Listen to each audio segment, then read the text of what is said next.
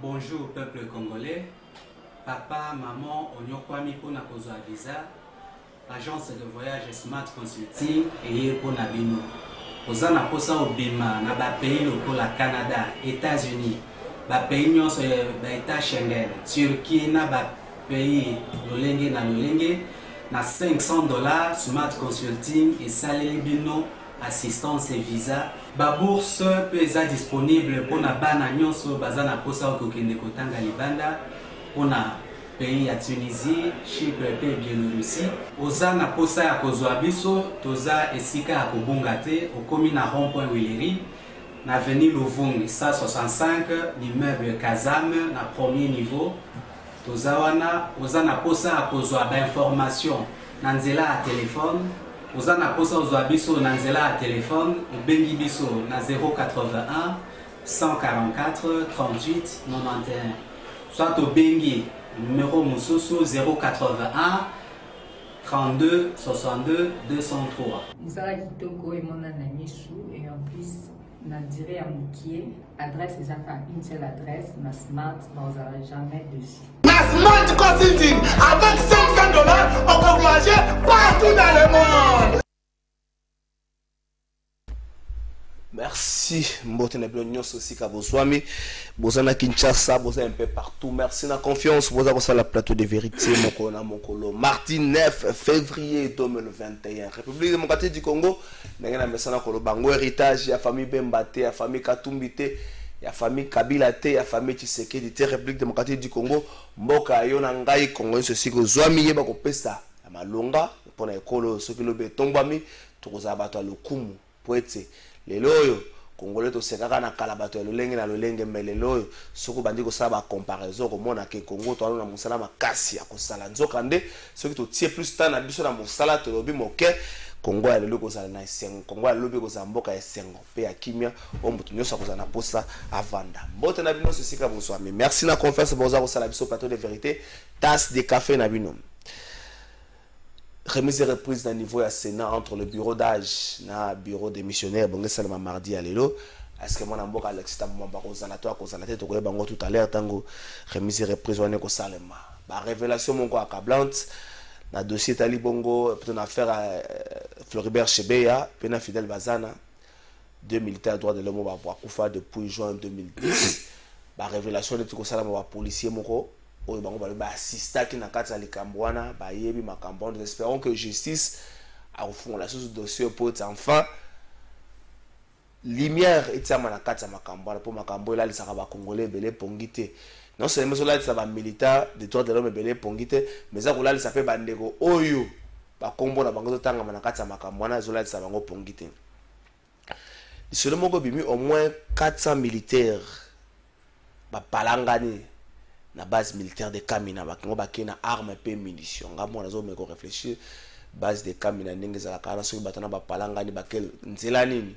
base militaire za la diviser base ya force aérienne o abenga ka Lumwa et puis base ya force terrestre abenga ngomingi base 2 base militaire force terrestre à base 1 batongo basaki na ndenge nini est-ce que basaki bata force terrestre basaki na base 2 ceux qui base de ba palangana nzela ba okende côté gouverneur ya olo mami avandaka ba okende nzela nini donc nazo me ko réfléchir mais soki salame pe bongo ba réseau zanini créer sécurité te pembeni na ba population ba vandaka wana ko créer sécurité te to me rappelle au kansara yango les grands Équateur na kati ya tourmente guerre à leadership ba musu ba komi ko loba non il faut obeta les solo ya biloko so to sala. Est-ce que soko sungi na gauche c'est droite ba ndenge bible meka ko loba to me rappelle ko réfléchir nango est-ce qu'il y a na Équateur batu oyo basala ba œuvre oyo lobaka na ndenge nango moko mais to bossa na tete ngo zo luka ba lobelo ba œuvre sala bokonza mboka sanga na population boza beaucoup plus exigeante boza bata ko kumisa te lenge alelo est-ce que allez lenge oyo basaka ko kumisa mais si le gouverneur ngana zo sepela mingi na zo sukisa wana ndenge okangaki zando po insalubrité legaki makasi sikonga na ebiso Kinshasa mobimba insalubrité legi makasi est-ce que okangaki Kinshasa nyoso osenga biso tokende kovanda esika moko ndenge olobaka na kala tout ça ate Israël na biso po ete obongisa Kinshasa tokoyebisa na biso nini po soki mbula ebeti ndenge balobaka après la pluie vers le beau temps mais na Kinshasa après la pluie bato balukaka esika na kotia lokolo bato bakomi kosaute on est bateau sur ça saute canard bateau comme on sauter to quand même rappel ko beta liso nango invité moko na plateau na biso na pesa mbote ya mbope to ke na régie mwana mboka Hervé Libotolo Mongala boni malamu mopandi sango santé malamu santé kitoko vous allez lingue ya kati ya MLC parti cher ya mwana mboka Jean-Pierre Bemba boni parti na bino parti ya président national Jean-Pierre Bemba MLC Mouvement de Libération du Congo eza kitoko eza kotambola kitoko très en forme. OK yambo to continuer ma solo to zongana na régie to tala gouverneur lobby zanu ne bakangi boye et ko sala 15 mois maintenant nous bandi ko compter ba mois yango te to ke na régie.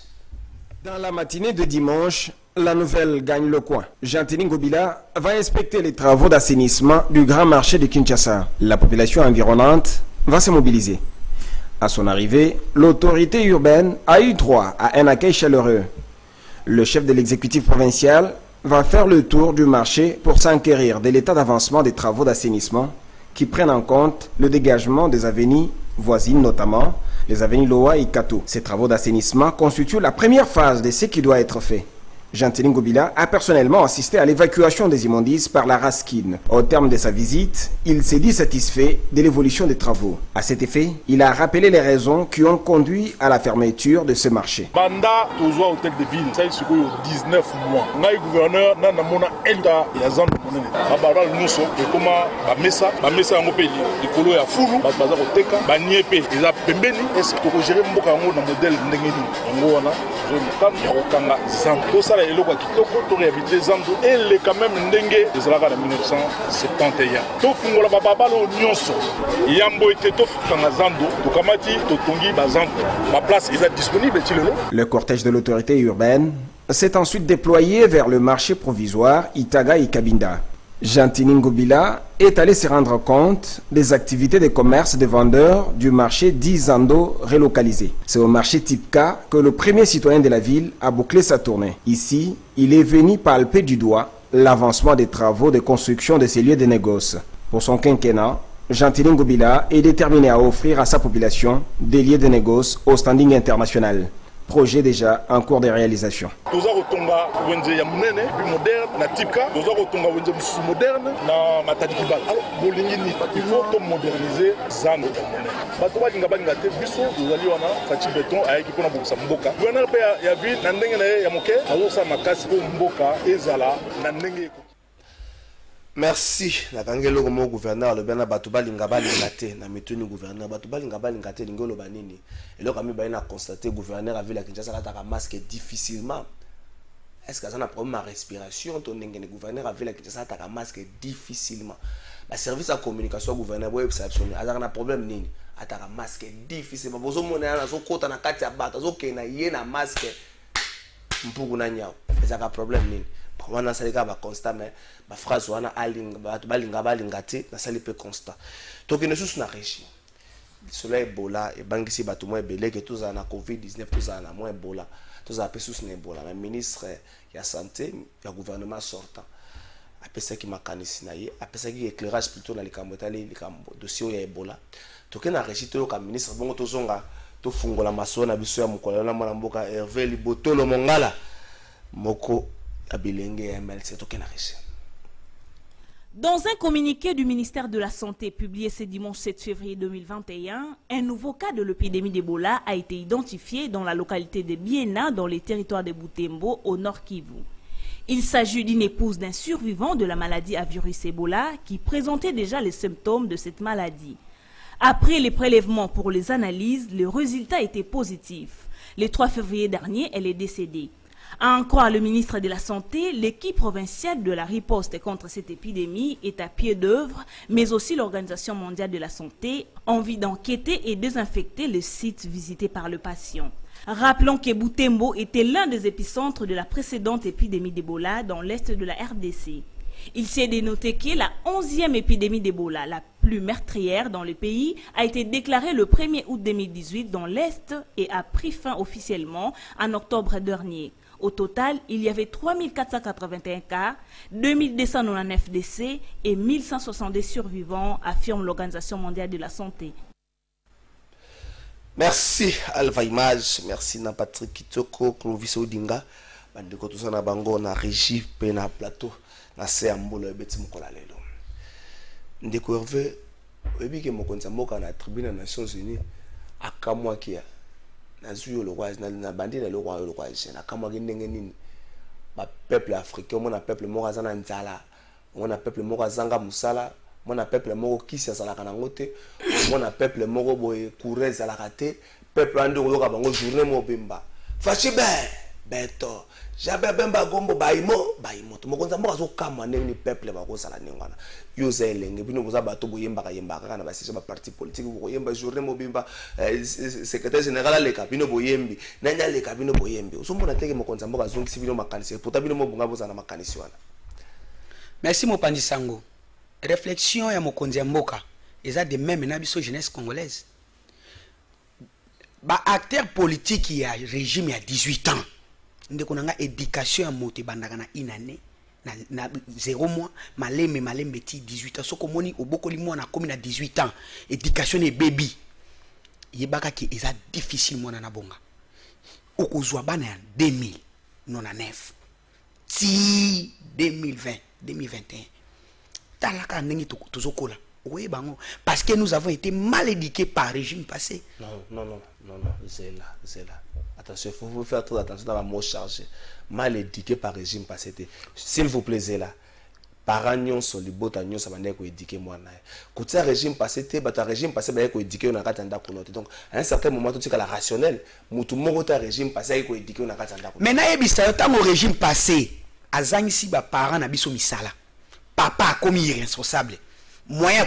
ko foutela bana classe ezate mwana ya mwasi ye moko abimi akene ko luka pona libota mwana mobali avandi banda tongo tipo kwa mbongo ezate abimi pona akene ko senga atolé yoko ibisanga faute ezana parce que parents papa moko aza responsable pona les sabana il faut akene musala yoko ibisanga combien de parents ba fonctionner ba futama combien 100 000 francs congolais a futanda ko combien irresponsabilité mal éducation bandi wana parce que soko futi papa mbongo ya bien biso zaki na ba période ya mobutu biso bana mike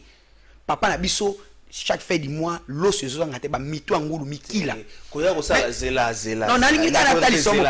zela koya ko sala gloire koya ko betla bato gloire tango mobutu te bato nyoso bazala ngoni bato bawala na biso bato nyoso bazala ki te pitango mobutu azaki na azaki bokonzi ti akei donc yo ta mususu na mbulo ya zo ka mwa 2 à 3 ya tango mobutu koya ko betla bato lisote mokonza mboka zo kamwa ndenge nini bino bilenge tikala makambo konza mboka lobi ndenge nini bino bilenge bokovanda koya ko kumisa ka ba individu koya ko kumisa ba konza parti politique na bino ole ko ça l'exige par rapport à ba condition na bino parce que un ventre affamé n'a point d'oreille. Papa, muta ko sayo te. Mwana mobali avandi banda tongo ti pokwa azui eloko te. Eza na mwa mutu moko azui ba million. Aye apesio 50 000 dollars. Apesio 500 francs. Betele maboko. Aho betele maboko. Yango no moni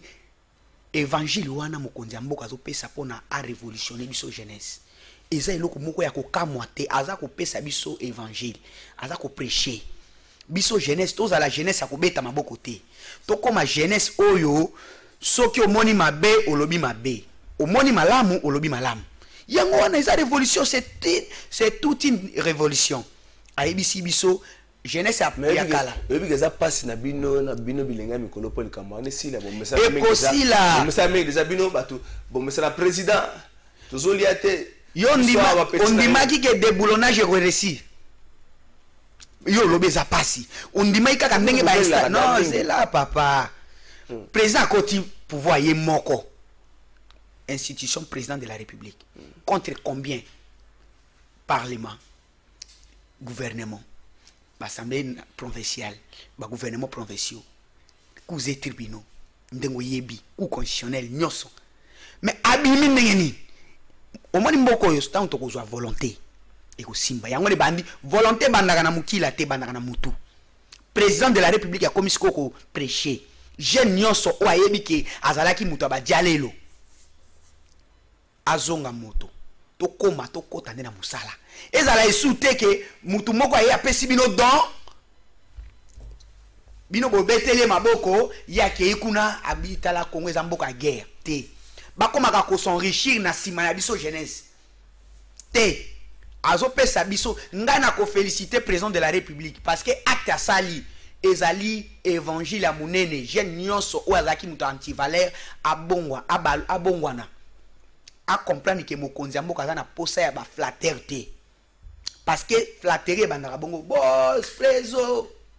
5000 aboyi yango moni bayambi elobi non pour comprendre que aza mwana Etienne Tshisekedi abundaki po na révolution mboka oyo état de droit koma mutu na mutu se retrouver aboyi biso ngala ataki so tayi na profit na nataki MLC po biso zana ino sacré mais toyoki ete jalelo te bate ya kabatu azote ya biso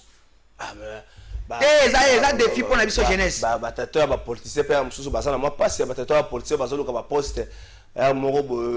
homona tatango politicien koloba mokonza moko yo ko umela miaka na miaka milele na milele donc ça moi passe mais bayana ba discours bayana ba discours au monite ke mokonza mboka lobi nini union sacrée parti politique te coalition te nini plateforme te botika na ba dénomination na bino ozaki boye okozala boye mais awa idéologie au moins te ki atie bango déjà clé soko beti oyembe kokoma no muto ya IDPS te kokoma no ali ya IDPS te zala na autonomie ya parti na mais sala po na mboka au moins te que déjà clé papa le fait que yebisa bino bokotika na ba parti na bino mais awa toye pour l'unité nationale pour faire développer notre pays soko za na ba idée malamu oui soko za na idée ya blocage tokotala yo tokoyeba yo asangisi nyoka mbembe mpuku mais yebi place ya kotia nyoka na place na ye papa na obazo continue ko beta ukeba nyoka yako mela mpuku papa yo moko mto pesi mais yo yebite ke mpuku ya zamba ya bien azana technique ya okanga nyoka asala ka mo eloko mo lokasa nyoka ya kotia kanye oyebi yango te tika na yebisa yo ke ngai naza derrière mokonda moko discours wana mutu azako tala papa soki ba yebisi yo mabe na ote ba o encourager na mabe donc bino busepeli yo na sepeli nango to lekisaki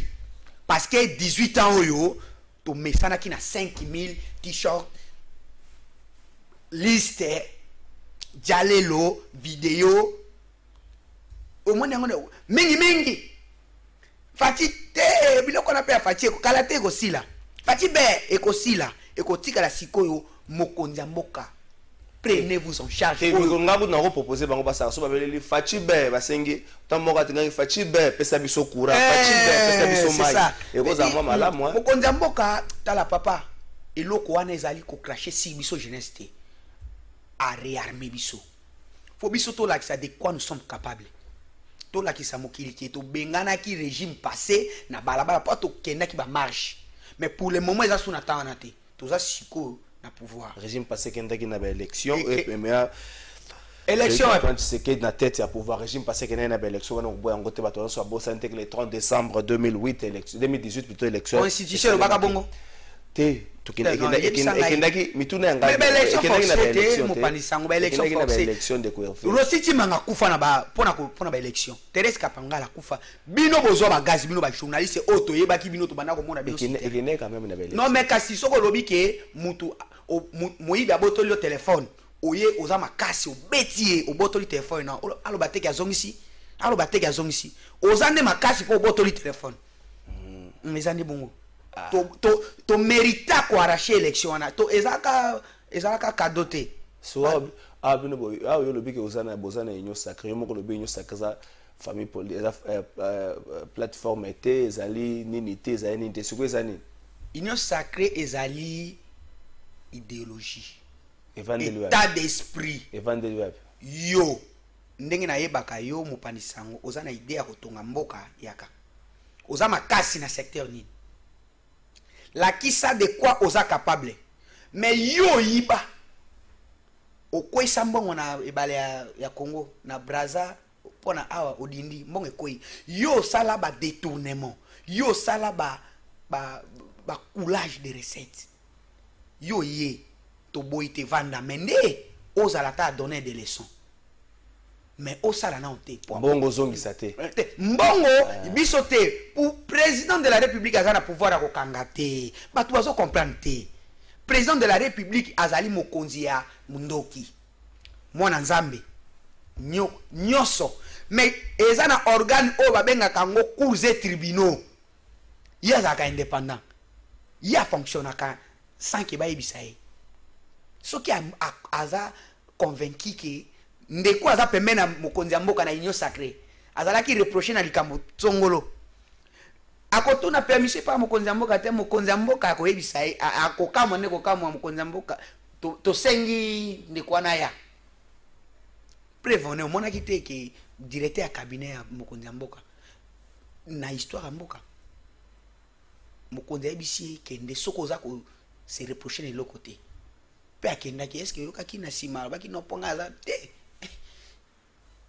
ndeko na ngai tosalaka la part des choses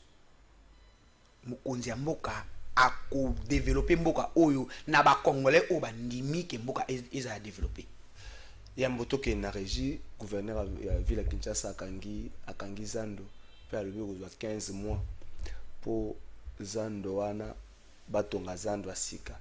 mais soki otali zando eza pratiquement na 35 000 personnes oyo yango epesaka mosala mais soki otali na 35 000 personnes omona plus de 60% baza bilenge or bilenge na bapekisi bango basala bajalelo baza kokotaka na kopo na zando sikoyo bilenge na bakoma bachômage oyebiki soki chômage eza ebele jalelo mpe ezalaka nango kaka ndeko na ngai ide ya malamu ekoki kozala mais place ya kotia ide nde ekoki kozanga bamikonzi na biso le fait ya kobongisa zando omoni déjà ntango yo okende zando omonaka zando eza sali te ezali 50 zando wana ide non ide ezali mais eza lokwa oza na ndako ya 4 chambre salon ebandaki kotanga obuka ndako obandolala libanda oraisonne te banda kobuka ndako malembe te obuki chambre moko otongi soki obotongaki bozongi na chambre wana bobuki ba obo banaki kolalela mais eza ndeza monene olobi bien 35 000 personnes o reparti bango ndenge nini pona nini te okoki kosalaka ke na semaine moko napesa kaka exemple bosalaka zando 3 fois etikali ezalaka mpona batravaux ne fiske no kolongolaka no basalité bon zando eza monene eza na 400 mètres carrés bon tozwi nano 200 mètres carrés to réhabilité soki tosisi bongo 200 mètres mosusu etikali tozongisa bino bongo bao misusu bosala bato bakomprendre ke papa aza na posa kobongisa mboka mais yo olongoli zando mobimba okangi ozwi bango otie bango na place mosusu ata okosala malamu ozalaka na problème o babengaka badécision impopulaire ezalaka na deux sens ou soit bato basepeli na osima ya mikolo ou soit bato baunion vi na bango mobimba lobi soit basepeli na sima ya mikolo mais kasi décision impopulaire ezalaka mais na 15 mois wana yebake bato bakosouffrir jeunesse ekosouffrir ta mosusu na nsima wana espérons que ememela biso changement mais soki eye mpe mpona kolinga ke mokonzi ya mboka afingama wana nde eza mabe parce que ezaka na défenseur biso tootala gouverneur te tootala parce que Kinshasa eza non seulement gouverneur eza nde siège ya bainstitution soki eza mpona un jour bato babeta maboko bayo bake mokonzi Jantini eloko osalaki ezalaki malamu sava mais Kinshasa eza mobimba omoni Kinshasa ata na lemba salité ezali partout omoni ka na ville salité ezali mais wana seke yebisa ngai yango nayokaki bato misusu bazolobake seke bakozongisa biso tokokende na Braza tokopemba kuna après 2 ans bon tozonga po a Kinshasa babongisa ezali révolution ekendaka graduellement obongisa osisia eza parfois idée eza bien mende ndenge ya koaplike yango nezopesa mwa pasi bato bazolelalela na nzela mpe eza na makambo ebele na foyer bato baosouffrir toke na régie avant tozonga tokota yambo tokota dossier mpenza oyo ndeko Hervé Libotolo ayelaki likambo ya Grand Équateur bakata yango na biteni bona Équateur bakati yango na biteni 5 lokwa 5 yo tiki yoke na ngambo nini biso tozali na Grand Équateur mais na province ya Sidi Ubangi Ok. Toké na régie tokotala bongolo. Image salama ki avambula lelo beta. Mais ce que zoyo moko image au poussa yango na mbula lelo. Bongolo to banda ko lakisa ngo kala mais yo moko tala kaka. Toké na on régie. Les habitants de la commune de Kalamou ne cessent d'interpeller les autorités compétentes suite à la destruction de routes Bongolo et Kapela-Kimwenza. Depuis plus de 8 ans, ces routes sont quasi impraticables et ce, sous l'œil de l'autorité urbaine. Les immondices et plastiques ont élu domicile à ces endroits et lorsque vient la pluie, l'eau déborde, fait irruption dans les parcelles voisinantes, faute de curage des caniveaux. Toutes les promesses faites par le gouverneur de la ville Jantini Ngobila pour la réhabilitation de ces tronçons lors de sa dernière apparition en ces lieux restent jusqu'ici non tenues, déclarent les habitants de ce coin de la capitale. Ezali mawa mingi au gouvernement azobi msambongo. Mais bato bapesa mbongo baosa musala te nzela ekufa kala nasoni mai ekoma kote bato na kauka mai ezokotela bato ndambulo matonge lelo toyoke meme ata ba 8 ans mai ezokotela bato meme na kimbango mai ekotela bato na lelo nani gouverneur Ngobila ayaki ayosungola biso libende na mitingi azopesa memawa aza kwa kopose abuka po comme ça basala na nani na nzela ti lelo tomona eloko tati ebende gouverneur atika yangoyo banda atika ngo ekeko atika ekeko awa mazokotela biso ya ndako bana bakokufa place oyo awa toza na po bongolo toza na po bongolo tovandi mbula ebele bazobongisa place oyo ezobonga te pourquoi avant ya kobongisa chaussée il faut babana nano na kirage mais oyo biso oyo bazoyawa oyo balokota milangi oyo babamba soki bayeba kobamba mwa bikite limuke awa basali kaka boyo tobambaki bongolo te wana misala bazosala moko misala moko ndire tomona nanu te. Vous l'aurez compris, la population de ce coin de Kinshasa se sont abandonnés à son triste sort face à cette situation alarmante de chaussées détruites. L'on se demande alors à quand la réhabilitation de ces routes. Il faut couper tous les liens des financements et approvisionnement de ZADEF afin que les efforts militaires soient efficaces sur terrain. Tel est le message de l'ambassadeur des États-Unis accrédité en RDC adressé à la population de Beni dans la province du Nord Kivu. Mike Hammer estime qu'en faisant cela, il est possible que l'armée congolaise, qui est appuyée par la force de la MONUSCO, arrive vite à rétablir la paix dans la région de Beni devenue le théâtre de rebelles ADF. Le diplomate américain invite les autorités congolaises à travailler ensemble avec la communauté internationale et le pays voisin pour couper les financements locaux et étrangers qui viennent soutenir les ADF et aussi pour éviter le recrutement de militants des autres pays à entrer à Beni. Selon Mike Hammer, si les autorités travaillent en synergie pour couper les soutiens économiques illégaux qui financent ce groupe, ça aidera l'effort militaire que la MONUSCO fait en soutien au FARDC. Au finish, l'ambassadeur des États-Unis en RDC rassure qu'il y aura de renforcement de la riposte rapide militaire qui sont en train de venir en RDC, précisément à Beni, pour aider les efforts de FARDC. Il faut donc mettre une pression militaire pour mettre fin à ces groupes et les autres groupes armés qui menacent la population dans l'est du pays, a-t-il renchéri. Merci. Je crois que beaucoup de des éléments wana. Na le bac en lobby na zonge la ngope susu na zope sa makasi na enseignant nyonso ya ba école privée. Oui ba enseignant ba école publique. Les foot na bango ya fin du mois yaka mais ba enseignant ba école privée za moi pas mingi ba ozo les foot na bango te. Na pesi bango makasi po bango mosolo bazwa uta ka ba parents ba enseignant ba école privée. Ba ndeko baza occuper likambo ya COVID-19 otala. Non seulement besoin protéger bana mais mabuma bato moko boye protection comme aussi les allez enseigner avec école privée na pesi bino makasi sika bozale ndeko Hervé Libotolo Mongala ozali yo moko le bozali jeune ya MLC mais oui na plateau na biso lelo na habité aux yeux mandat à parti na yo lingo beta mingi solo ya écran Équateur yo pe lenge boye Équateur za la bankumu qui vete za na bato lenge na lenge mandat ya bankumu est-ce que ozui ndeko na ngai omoni mboka na biso soki ti lelo tozotikalaka kozala na niveau oyo tozalela parce que tozopesa bato misusu occasion yelo kwa yo est-ce que ça makambo occasion te mo panisa lo bate bankumu za makambo occasion te révolution oyo lingi to salango na ndenge ya to bamba mabanga te révolution c'est état d'esprit papa Etienne Tshisekedi abisa biso tango yo lobi non loba non nga na moni makambo zo leka na Équateur pona kene na loba fona zwa na kotsa demande ya kozwa mandat te nga na cadre parti te cadre parti nde soki aye ako engagé parti na fonction au parti apesa nga za militant et puis na za ressortissant ya Équateur pona réfléchir fona kene na zwa permission et pas kumu moko te ndeko na ngai uteke makambo so ko loba ko tungisa bankumu non ko tungisa ko bebisa liboto ebengo ko tungisa bakumu soki bakumu mutu baza à la base ya makambo ngo mais soki bakumu ba moni ke mwana oyo azo réfléchir pe malamu ba opesa nga chance mais soki etungisi bango c'est que bango mutu baza ko alimenter likambo ngo parce que likambo soki eza na se au moni ndoki belela même iloko au mona teke na peso ka exemple moko na fait ba élection ya 2021 na 2011 seni président ya seni abino bozongisa biloko bato seni ba promesse misu bazongisa te kenene Équateur mutu atika na biloko ya seni tant ba koma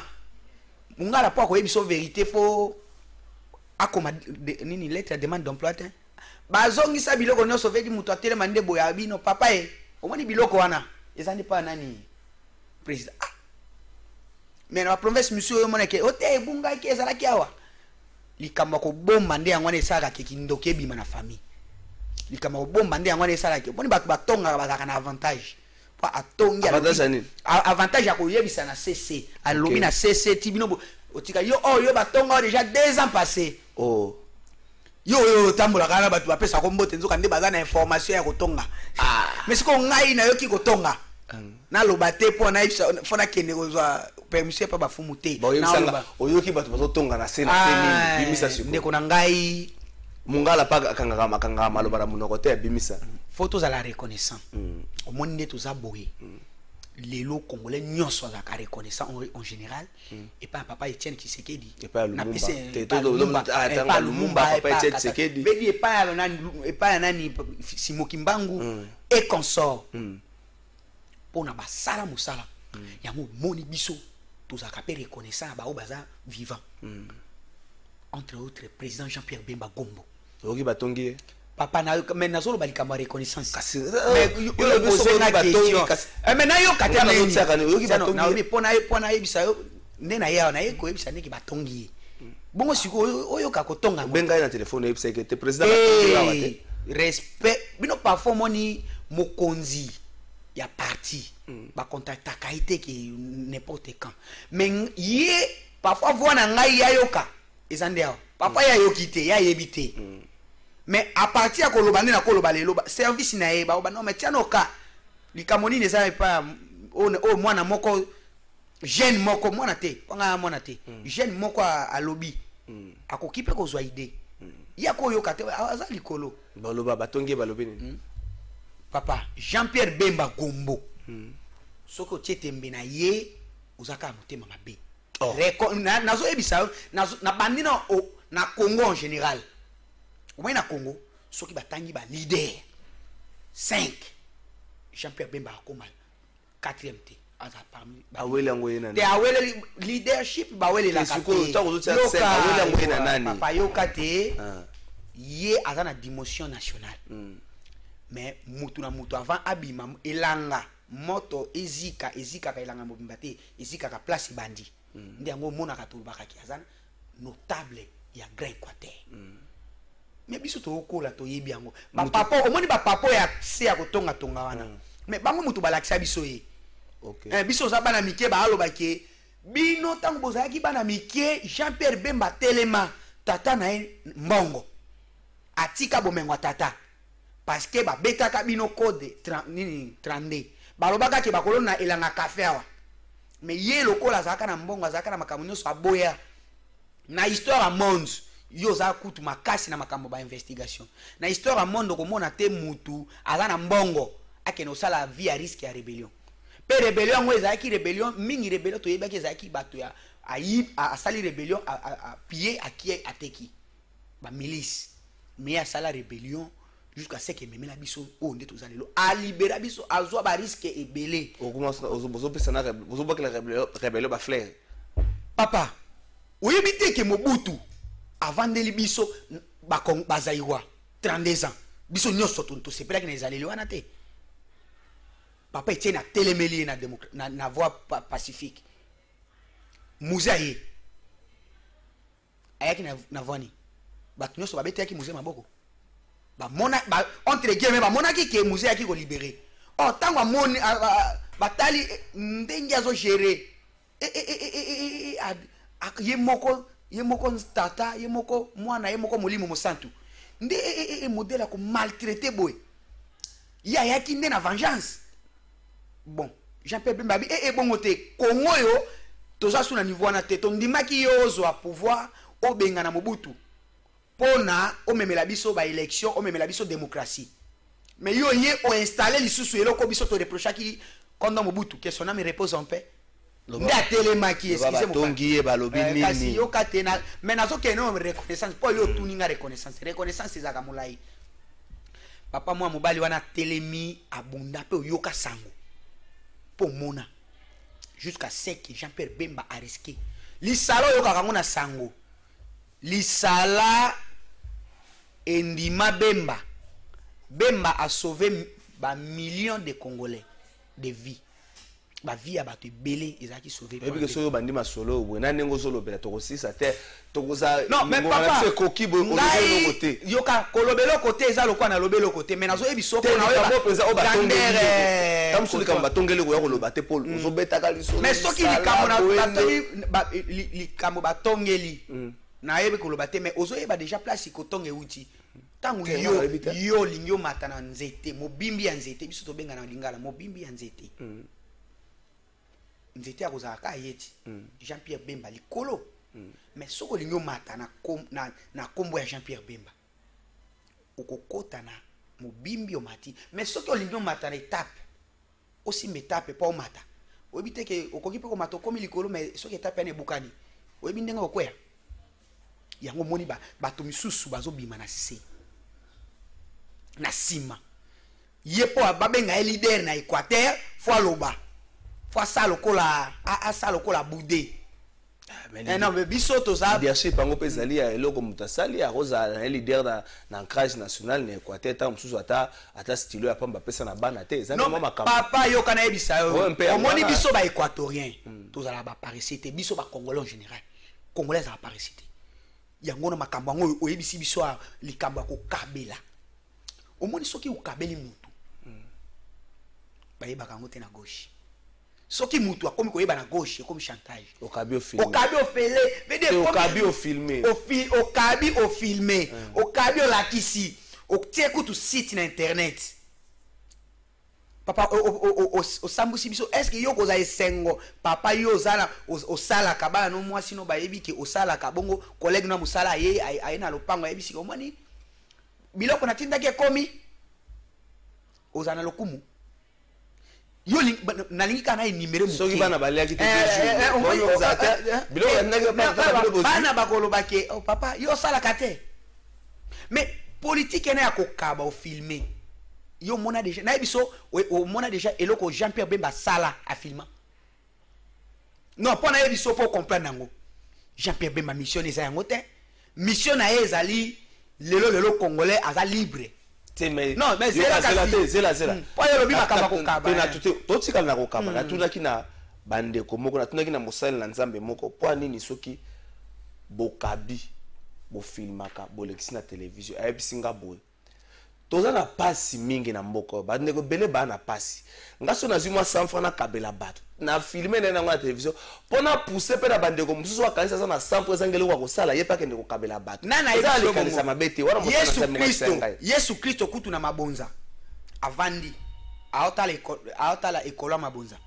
bato baye na ba million baye na ba nini na suka na ngoya biyo moni bino nyonso bopesia moto ya pesi ya malamu ezande mwana mwasi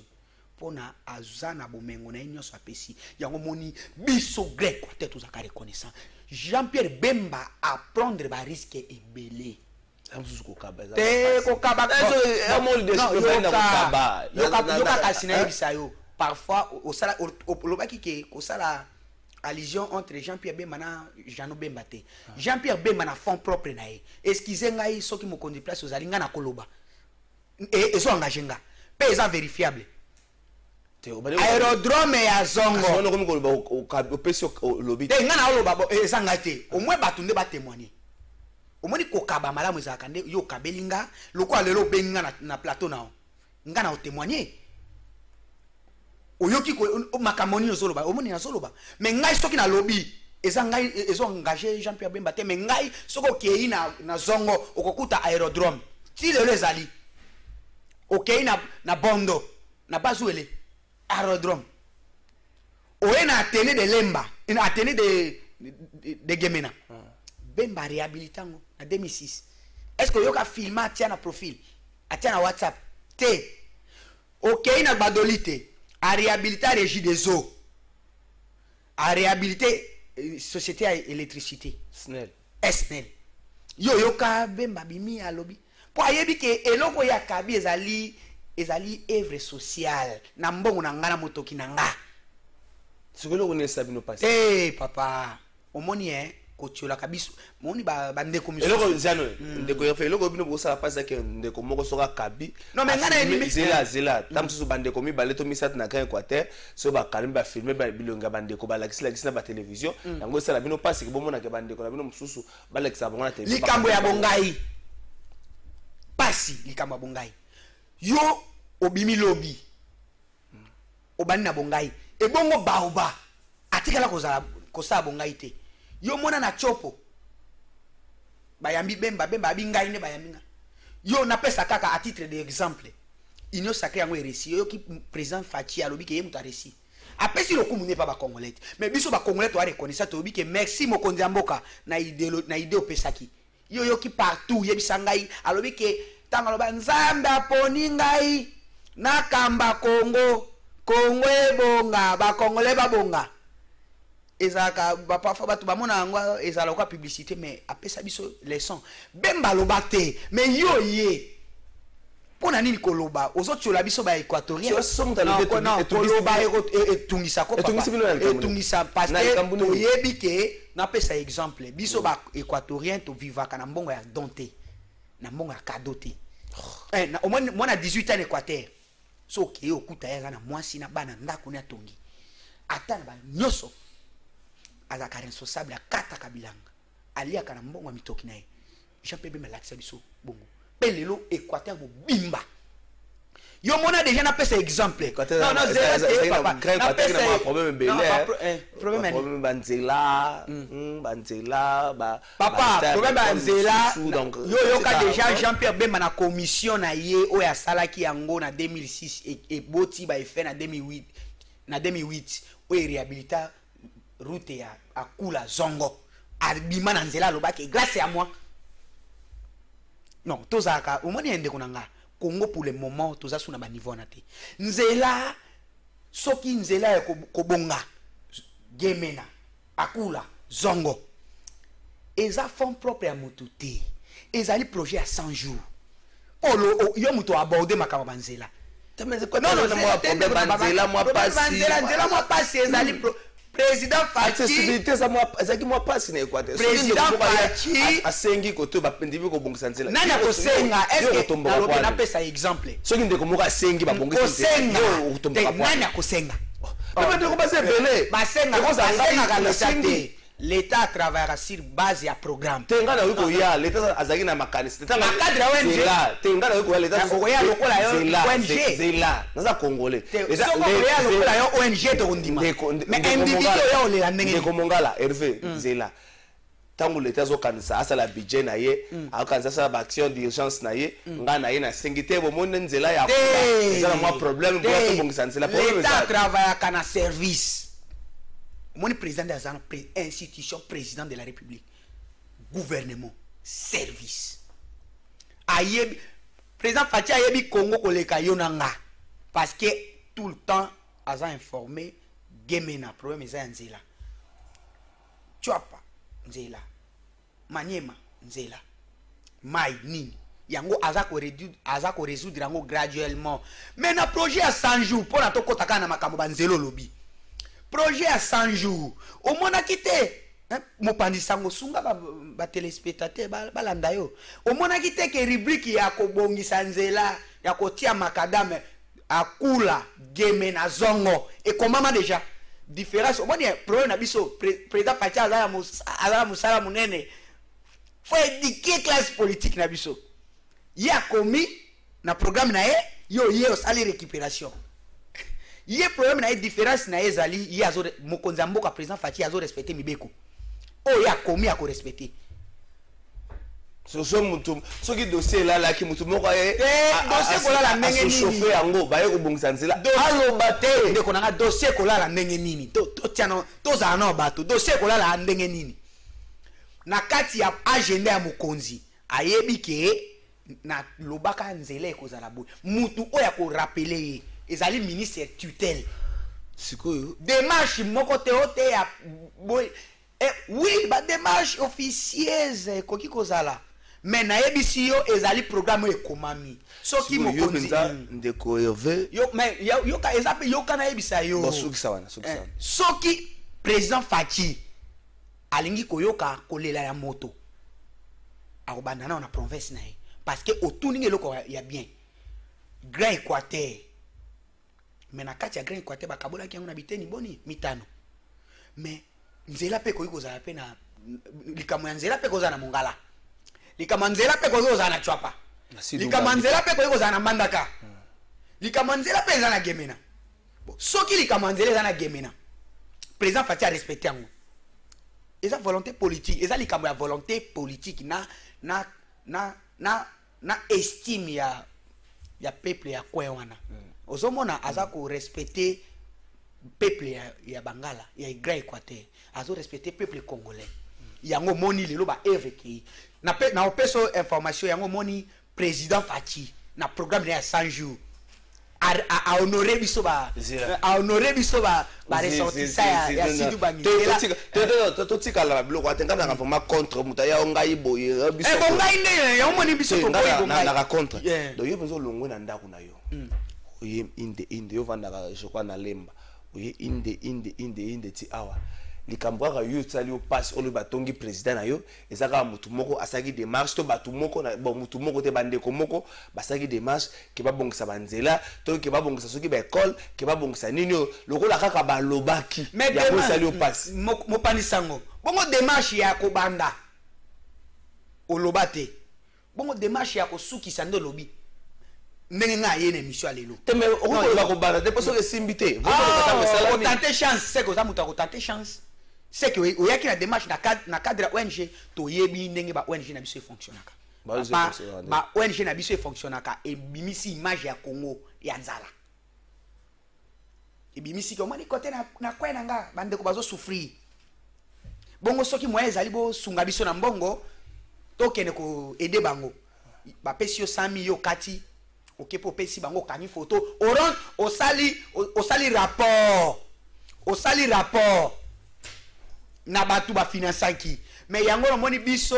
to yebi ndenge makamwana no se e fonctionnaka yango to lobi boy o moni na Grand Équateur yo ka déjà na peso ka exemple moko Baoba Jean-Pierre Bemba aloba mabe ya président Kengo place azali papa Kengo po akutaki na politique oyoka po yoka déjà Kengo a reproché na mwelo ko moya mabe parce que malamu muto asali équatorien nyonso Grand Équateur Congo en général azaka na reconnaissance c'est pas Jean-Pierre Bemba Gombo président national MLC yango moni reconnaissance wana président Fachi a consulté qui à titre individuel ezanga ité a reconnaître ki na Grand Équateur non mais wala sous ça zo kitsa ancrage ya leadership à mokonzi yo parce qu'il faut un leadership mo national tant que zo azana mais na Grand au mona été na chopo ezaki Grand Équateur omona ete na Kisangani omona ete na Katanga te na Popondi omona ete na Bakongo Kinshasa tango abimi boloko nani aganga te yo okoma na aéroport Njili Kinshasa c'est Équateur non po oyoka ke mutu na mutu na ebisi yo lisesiona ba papa mutu ba ebisa biso moto avant ezika c'est la mobimba et bandaka place et bani kopela nike yango to tangaka si vous passez nos années pasi na ngai ezali boye to tika bisalela mokonzi ya mboka pesi président Bemba confiance baza ko kende président Bemba pe soki azaki muta mauvaise foi akokai pe ko loba lokola bango po ba union sacrée tango e bandi makambo ko lancer ya consultation balobaki ko simbate mais alakisi bonne foi na ye légitimité sociologique au président Facha Zarango lelo naloba ba Congo représentant Congo central comme Congo central représentant bango azaki consulté ba représentant bazaki consulté Grand Katanga ba représentant bazaki consulté Grand Bandundu consulté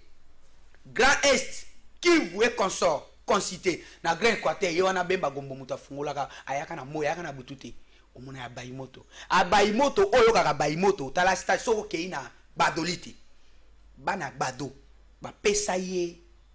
kombo babi kombo ya stade na biso lelo lokwa Tata Raphaël babi kombo nango bayimoto po Bemba eloko yo sali ata yo lobaka te biso to loba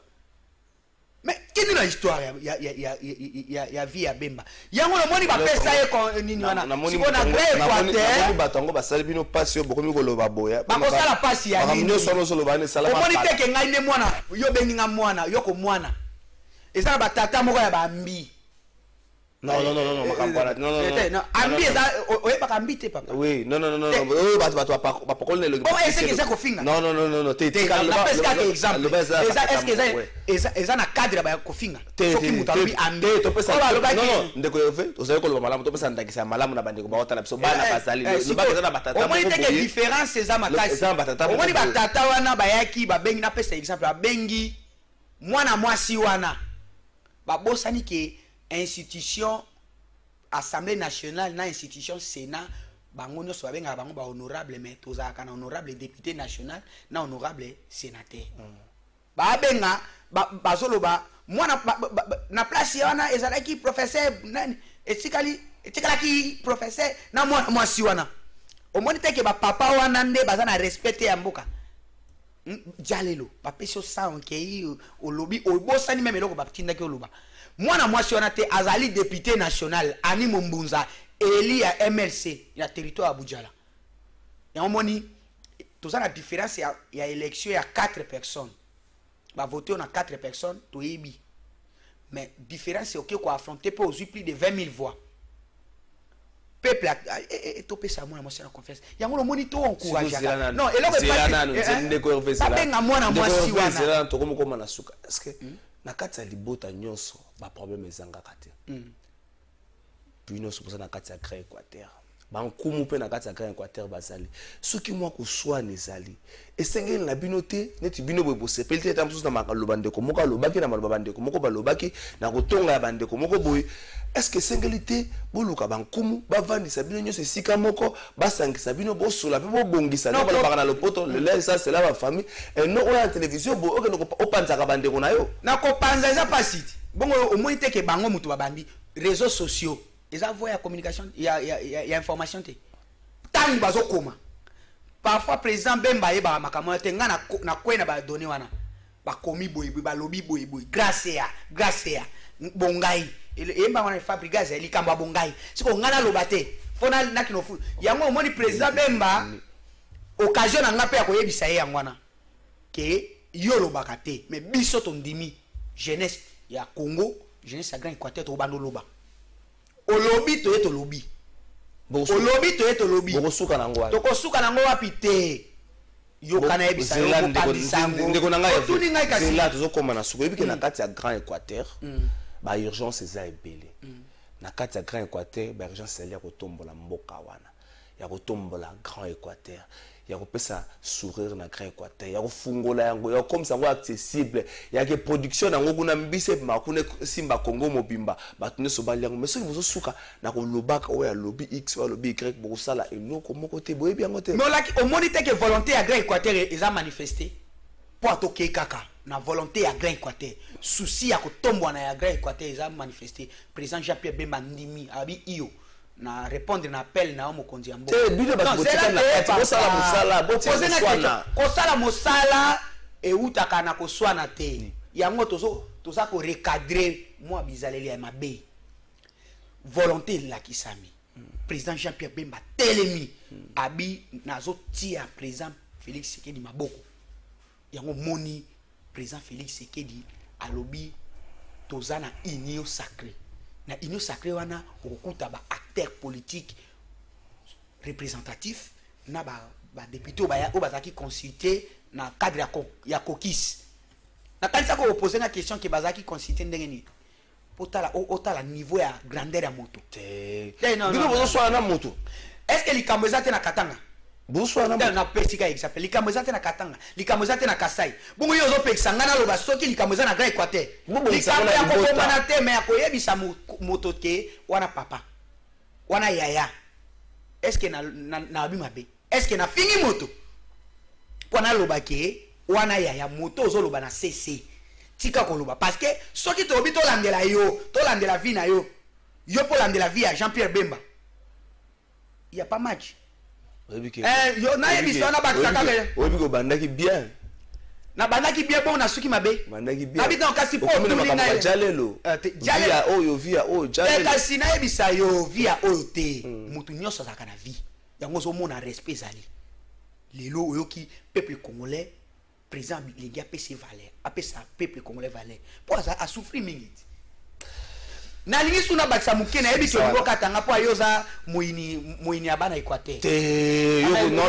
ngana yambi yo na plateau ngo ne usangi ngaza muini. Mais yo ngoka tanga na ninga bakisa. Yo ngana yambi na plateau ngo ne usangi ngaza muini. Mais yo zo ba auto vanda. To vanda bo bongisa za conseil na pesi bino. Ngo eza Grand Équateur te. Mais soki mo ba fiti na pesi licence na soki mo mais retirer na zamu inaka ebana na retirer na respect na zakana mo pa na yo na retirer Congo pour le moment eza na posa ya développement soki olingi o développer Congo yaka na ba idée yaka na projet wana pesa la katena ONG toza na institution o ba bengi yango gouvernement yango tozozela président Fachi ako nommé premier ministre o ekouta na posa na ye ba ONG peso sala moi par nango ko boya ngo ONG eza côté ba ONG eza côté ka image ya Congo mabe oyebite ki na ba pays nyoso o ba pesa ka bango ba financement eza ba pays ya ba guerre eza ba pays ya ba malnutrition oyebi yango te papa izo te ka image na yebi sio ka eloko na moko pona yo kabela nga mbongo fona lakisa pasi na nga nde yango no makamona tozoboya yaka sala politique na politique faut exercer une fonction yango mona président Jean-Pierre Bemba askenda ti lelo 1+4 élection et basali adoption à référendum constitution bimi et memela biso ba élection tala apport à politique. Merci ndeko Hervé Libotolo Mongala jeune ya MLC to banzi ete bokovanda bankumu bokovandisa bino bokobongisa mutu moko ta komema susu makambo na ye na place publique mais nakanga eloko moko lobi mutu atonga kazaka na mo avantage po yo koza tambola nzoka tonga yo ya 2 ans passé de so bato talo babi so ba information to zaka nango de ça merci na ndenge o répondre à invitation na biso o préciser que zui mandat ya parti te yo rakinde bato tonga mokozi na yango olekaki na zongeli sango susu avant na 6 ba enseignant ya ba école privée na pesi bino maboko bozo nyokwama na pesi bino maboko. Nous espérons que les Camboués aussi la paix qui là c'est kosonga pour reprendre vie na bino normal. Courant que nous visons dinga rappeler ngana lobela courant na zomona suninga ko lobela ngote moto mo akomelinga bachaka ka bureau d'âge pe na SNEL bacha bureau d'âge pe na régie des eaux comme ça ko permettre makambo salama bo bakocha bureau d'âge na SNEL ndengeni bakocha bureau d'âge na régie des eaux ndengeni mana lobela susu makambo courant exalté. Merci émission Alléluia Sylvia to kozali mokola lobby pour un numéro mususu. Bonjour peuple congolais. Papa, maman, onyokwami pour na kozwa visa. Agence de voyage Smart Consulting et pour Nabino. Oza na posa obima na ba pays pour la Canada, États-Unis, ba pays nyonso ba État Schengen, Turquie na ba pays lolenge na $500 Smart Consulting et saleli bino assistance et visa. Ba bourse peut être disponible pour na bana nyonso baza na posa okokende kotanga libanda. On a pays ya Tunisie, Chypre et Biélorussie. Oza na posa ya kozwa biso, toza esika ya kobonga te, okomi na rond-point Willery, na avenue Louvungi 165, l'immeuble Kazam, na premier niveau. Toza wana, oza na posa ya kozwa ba information na nzela ya téléphone. Oza na posa ozwa biso na nzela ya téléphone, obengi biso na 081 144 38 91. Soit obengi numéro Moussousou 081 32 62 203. Msala kitoko emona na mishu et en plus na dire à Moukié, adresse les affaires une seule adresse, na smart, vous n'aurez jamais dessus. Na Smart Consulting, avec $500, on peut voyager partout dans le monde.